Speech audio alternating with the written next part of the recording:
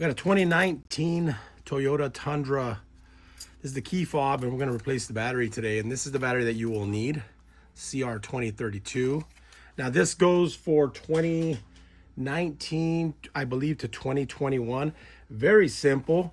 First thing we want to do is we want to make sure to pull the key out, this part of the remote off. So what you do is you'd push this in here. It has a picture of the key right there.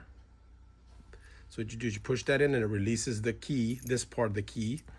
And then what you want to do is flip it over. So this is facing that way. And then you'll take this key facing exactly in the direction like that. And then you're just going to put it in this hole in there.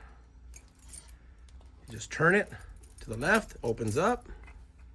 If you look at right here, it shows that the positive is facing upwards like we're looking at it right now. It tells you right here, it's a 2032. It's a 3-volt battery. And we want to get right under here and just kind of pry up, just like that, real simple. Get that, move it out of the way. Get your new battery. Remember, it's got to have the little positive symbol facing upwards. Kind of angle it just like that, down, and then you're just gonna snap it into place. Just like that. Get the cover, put it back on, snap the cover back together.